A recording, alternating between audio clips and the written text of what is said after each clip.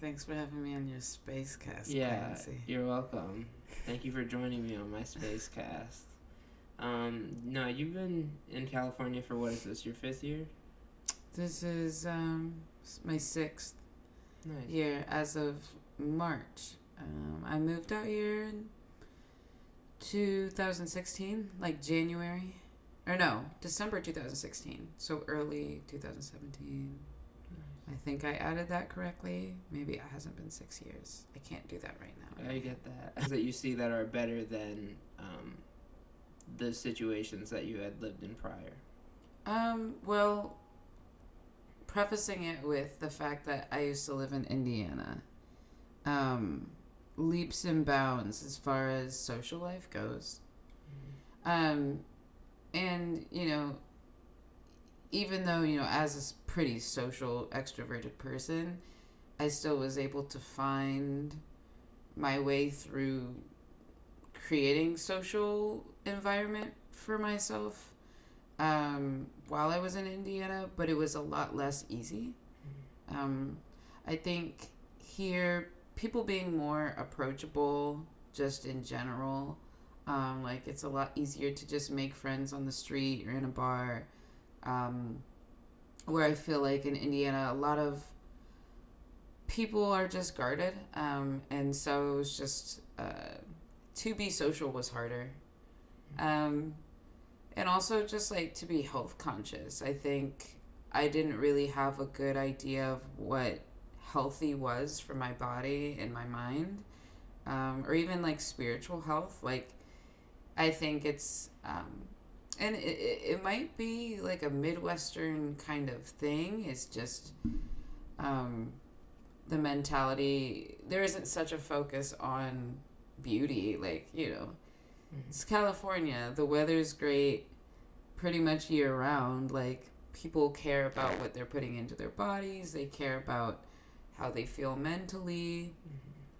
And I truly think also that weather, comes into play, because we don't experience super harsh winters or super cloudy days, a lot of rain, like that stuff really affects your mental health. So I do think we have an upper hand in California as far as like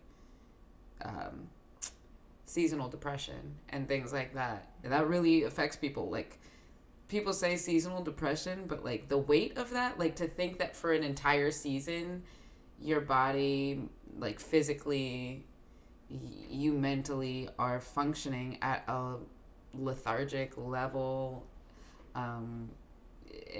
and for an entire season, I mean, that's like, especially Indiana winters is like, that can be bleeding into fall and spring months. That's half your year of kind of not giving you any help as far as like mental ease. So definitely those biggest things, I think, weather, social environment, and just overall like health consciousness, I think are, huge things that impact like your happiness. So that's long-winded to say that that's what I think is most beneficial for me. Yeah, absolutely. And we did hot yoga today. It was my first time doing it. I really like what the instructor had to say about vata and energy. Yeah. It originates in the gut, and it's air and space, right? Or space and air. Yeah, something to that effect. Yeah. The Ayurvedic, I think there's 3 of them, and everyone has a different level of each.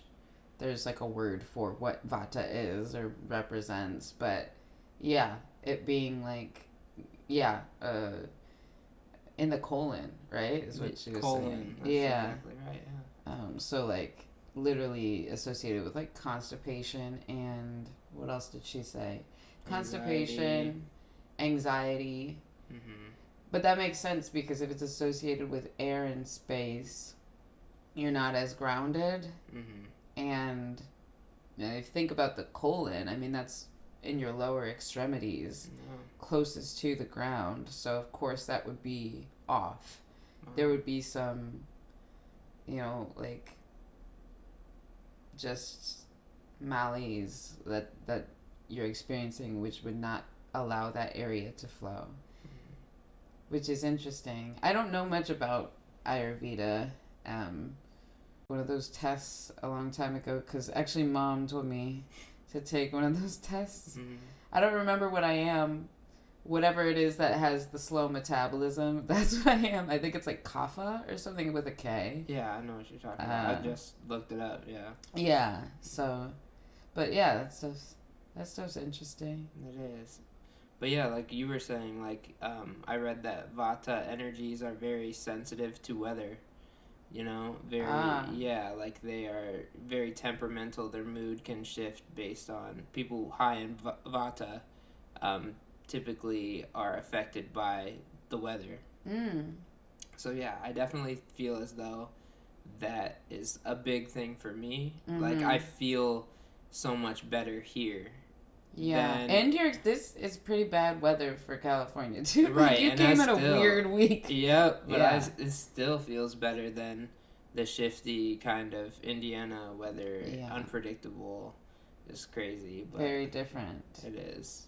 Very different. Yeah, like two completely different worlds, nearly. Would you say? I would say. And this is your first time to California, so that it is your first judgment of a completely different place you've never been to.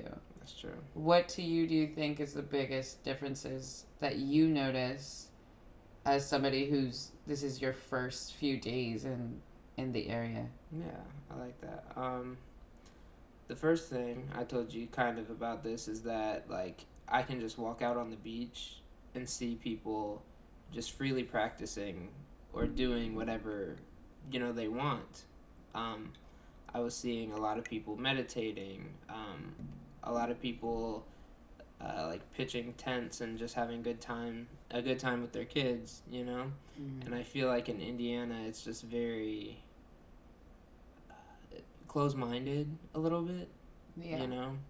A lot more. There's a lot more, like you said, awareness of health that I have visibly seen, and a lot less of, like you said, a lot less of the beauty, worrying about how your perception. A lot less people trying to dress up. It's just pretty, casual, which is... You're in Long Beach, though. We're not in LA. Right. Let me be clear. Yeah, but no, here it's, like, grounding. I think people are incredibly grounded here, and that's a good place to be in. I think a big thing is that here, people aren't as concerned with what others are doing, like, especially out in public. And I notice it more. I didn't notice it growing up because that was my norm. But I really notice it when I go back home for the holidays and stuff. Like walking in the Target and I'm like, hello. Am I, like, did I do something wrong? Right. Can I help you? And like some of it is racially charged because it's Indiana, but and there's not as much, there's just not as much diversity. Out here, you'll see absolutely every single skin color, every race, religion, creed. It's all in one place all of the time. Absolutely. And so there's never going to be a time where like you're shocked to see someone who looks different, acts different than you. But going back to Indiana, it's like it's just very judgmental, outwardly judgmental. And like I'm saying this all not to say that like it's perfect out here. We still live in America, let's be clear. But it is definitely less outwardly obvious that people are uncomfortable with you taking up space. And I think that in Indiana, because people are uncomfortable with themselves and how they present to the world, because they're uncomfortable with themselves, they're uncomfortable to see others doing what it is that they want to do Mm-hmm. and living their lives. And I think here there's just such like a wide acceptance of how anyone wants to operate. And because of that, people are able to live a lot more freely. Mm-hmm. And when you can live freely and express yourself the way that you want to without having eyes on you, sometimes it's not even what people are saying directly to you, but you can feel that energy of just like kind of judgment, kind of feeling like you can't express yourself maybe in a way that would be looked at as weird or different. And that is such a strange thing specific to the Midwest. Like growing up, I remember like in like middle school and high school and stuff, like some of the like clothing trends and stuff. And I mean, some of it is not specific to the Midwest. This is specific to like early 2000s horrible fashion. Yes. But like it just was so like if you were trying to do anything outside of the box, fashion wise, if you were ever trying to think differently, if you had ideas you were putting forth that were not new, but maybe just not heard of because you live in Indiana, it's just hard to express freely. I feel that way. And I don't want this whole podcast episode to be me just like taking a fat poop on Indiana, but like I it's better here.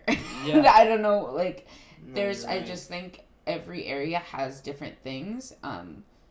I wish I could say that I could list off things about the Midwest area that I enjoyed. It is just not for me. And that's okay because there are plenty of people who enjoy it, have settled down with families there. It's very safe there. It is. But yeah, it's just not for me. Yeah, I get it. If you're a person of an open mind, living in an area like that, it takes a very, very heavy toll on you. Yeah. You feel almost like you're living two different lives because you feel like you're in kind of a survival state because you're trying to just get along with people, you know what I mean? But at the same time, you like know that you're capable of more. Yeah. Like you know that you're capable of expressing yourself in a way that most people in that area are not comfortable expressing themselves in. Yeah. And that's why I think you see a lot of people, specifically like millennial generation, it's certainly Gen Z. Gen Z, are you technically Gen Z? I think by technicality, I think you're Gen Z. I think you're like first year Gen Z. But I mean, Gen Z, I have a lot of respect and admiration for Generation Z because the way that millennials like tried to like dip our toes in like being different and challenging the status quo, standing up to the older generations that have been set in their ways and want to do things in a way that doesn't make sense. Literally doesn't make sense. Let me emphasize the fact that a lot of ways of being of the older generations just don't make sense in this day and age. And I think millennials did a good job of like kind of getting that ball rolling. But Gen Z is like, even you guys, you're not doing enough. So it's very encouraging to see that as generations come along. I think slowly people are like being forced to break out of old mentality as years go by. It is just not. You are now. It's starting to become, and again, it's relative based on where you live and your, who you're surrounded by and culturally what you align to and things like that. But overall, I think that it is becoming a lot easier in the world to feel more free to express yourself. Yeah, I guess I just took that in a different tangent. Don't remember where we started. It's all good. But yeah, I am proud of Gen Z people. Anytime I meet them, I just feel so lame. I'm like, I'm coming up on 30. I'm like, oh, okay. Oh, you guys actually have it figured out. And you think everything that we're doing is stupid. I'm like, no, okay. And that's, no, I have respect for millennials because millennials, I feel like were raised, I think Gen Z, I mean, here's the thing. Some millennials were having children young.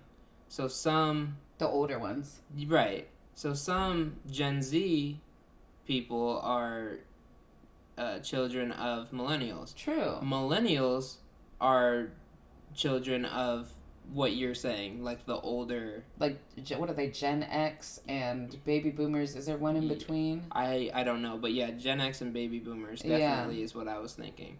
And that is why I have so much respect for millennials, because it's like, hey, you guys at least were like, hey, a lot of this stuff is wrong, and you did push some status quos and everything. And I think Gen Z sometimes can be a little bit over the top. They do come across as overwhelming, but what their intentions are pure, though. Yeah. Their intentions are pure because all that Gen Z wants is a better future. I really believe that.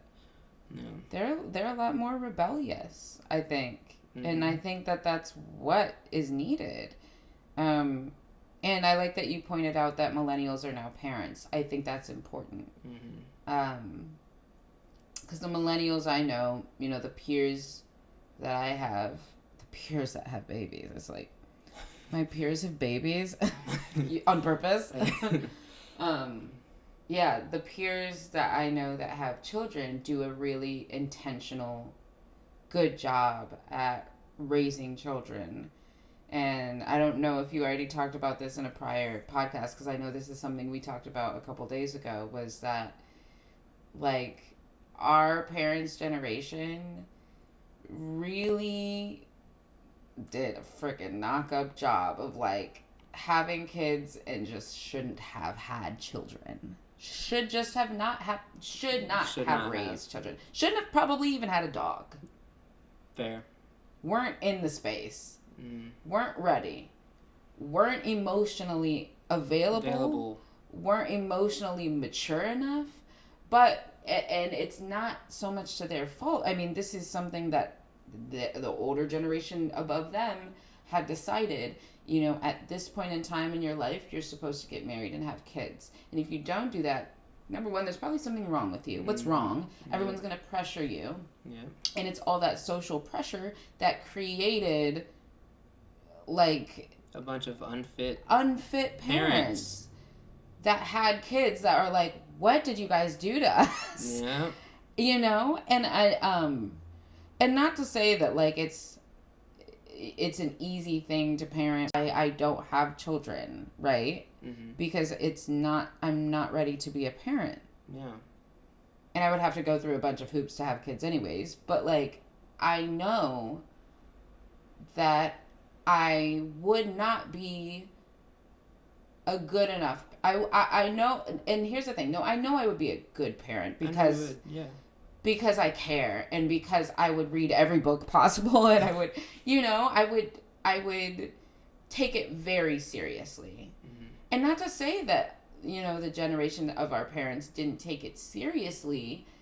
It just wasn't healthy ways of parenting, and dealing with different types of children. Like, this stuff was not being talked about. Right now, I could go on TikTok and listen to a child therapist tell me, you know what I mean? We just have so much different access and, like, to the knowledge needed to child rear. And, like, I just don't think that it was talked about or cared about. It was just kind of along, like, far down on the list of things that I think that our parents' generation, like, cared about. If they had the house and the kids, that was the accomplishment. Not necessarily how your kids were feeling mentally. It was just the house and the kids. They got to like, the top cares? Of the mountain at that point, yeah. And, like, yeah. But I'm proud of millennials and the parents that I know that are my generation, that there are really, they're taking their time, like, to understand how to better parent. Like, you're doing that, you're taking the time to prepare yourself. And I don't, and like, again, it's not really their fault, because if you would have given me a marriage and a child 5 years ago when I was 23 years old, which is, like, a normal time for that generation to, like, be getting married and having kids. At 23, I barely remembered to, like, go get toilet paper before I ran out. Like, it would be that. And I'm, like, using paper towels. That's so graphic. But, like, that's to the extent of irresponsible. Right?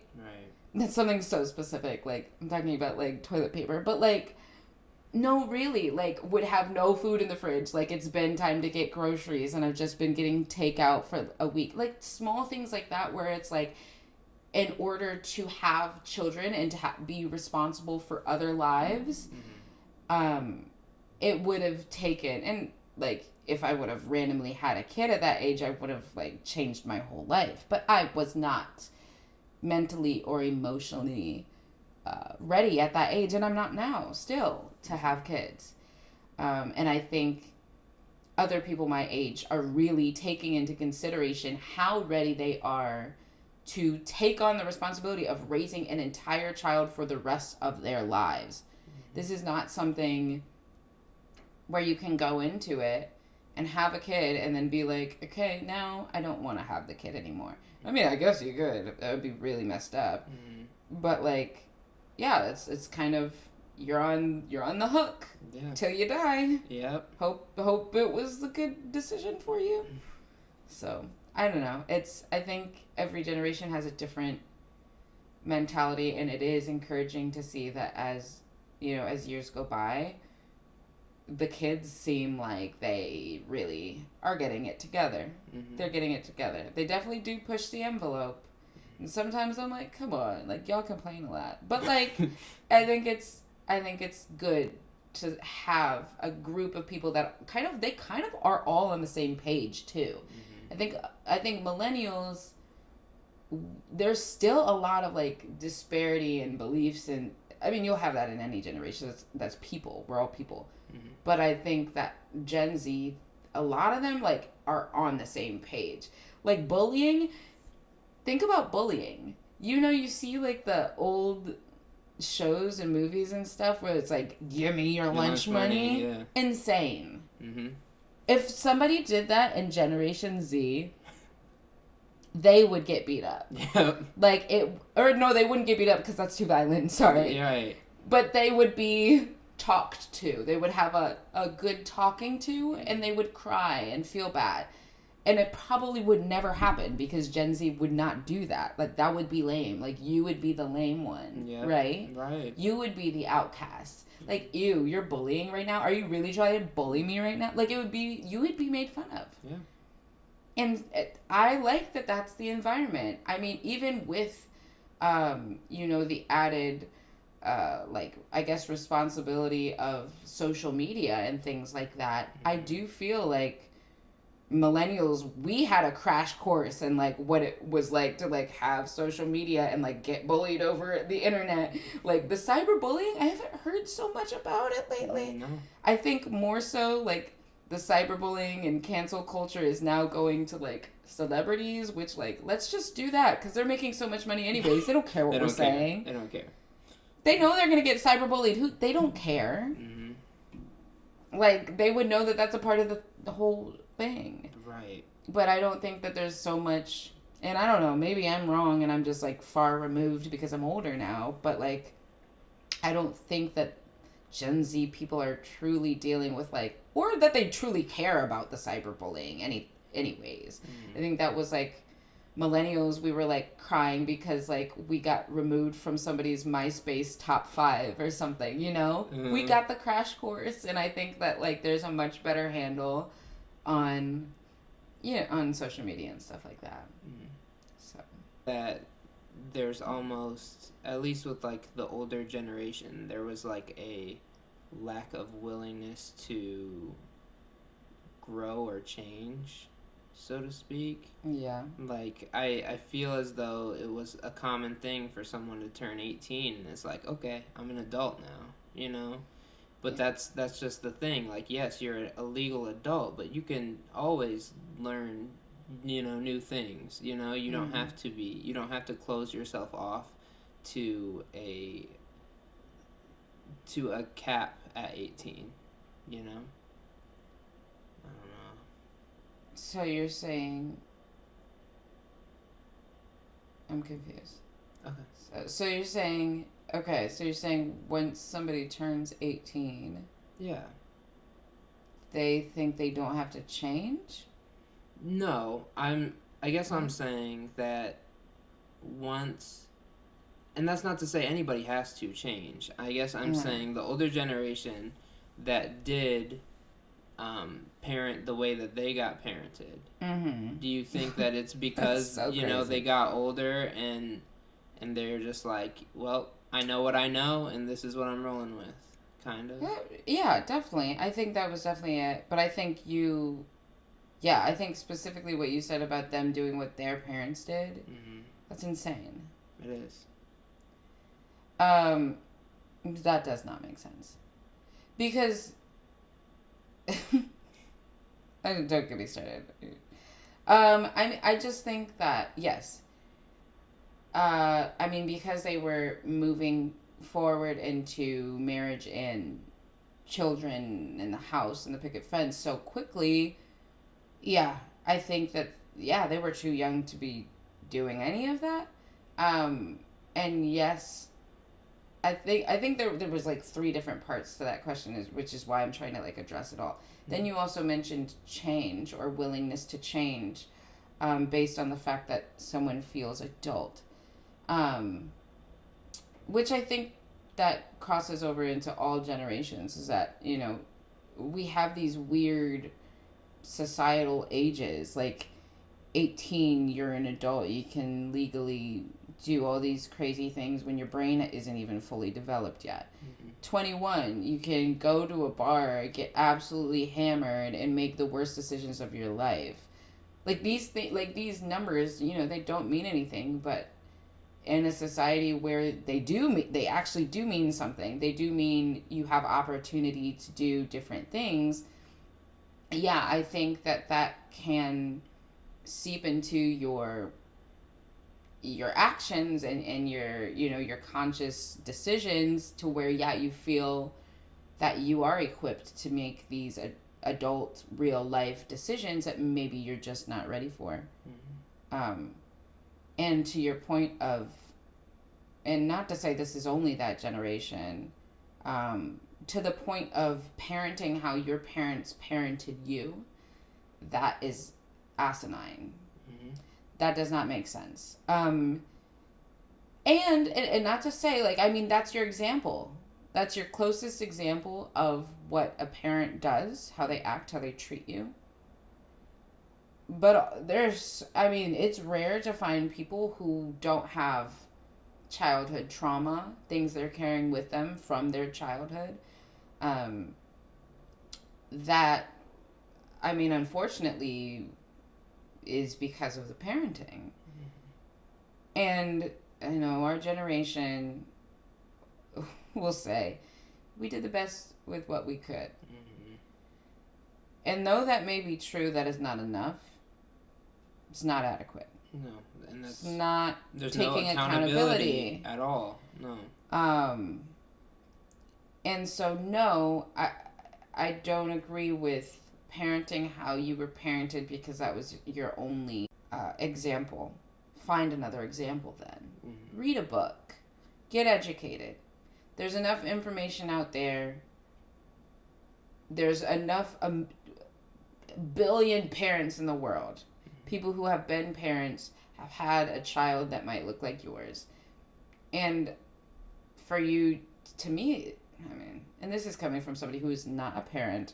I'm not trying to be judgmental because I don't know what that's like. But again, I am being responsible in not having a child because I am not ready. Mm-hmm. And so I'm saying it from that space. I'm not being judgmental, but I think it's a little lazy to determine how you parent based off of the way you were parented. Mm-hmm. And I think more people need to come to the conclusion and become conscious about the fact that your adult life, some of the triggers you have, some of the anger patterns you have, some of the depression, anxiety, that stuff is stemming from your childhood, whether it was your parents or it doesn't mean, it was your parents who did that, but some of it, yeah, it is coming from the way you were parented.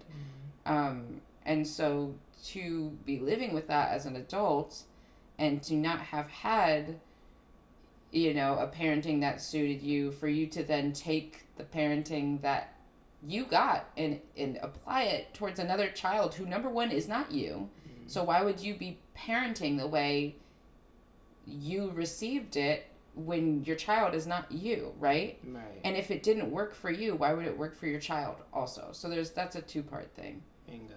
Yeah. So I've talked enough. No, I've said, you're good. No, I enjoy it. You make my job easy. I love it when my guests just talk because I'm just like, bet, I don't have to say anything. Well, thank you for coming on my Space Cast. Yeah. And if you get that reference, then that means that you're the best. If you don't get that reference, you need to watch Midnight Gospel. It's a very good show. Very good show. It's on Netflix. Yeah. But yeah, everybody out there, take care. Out.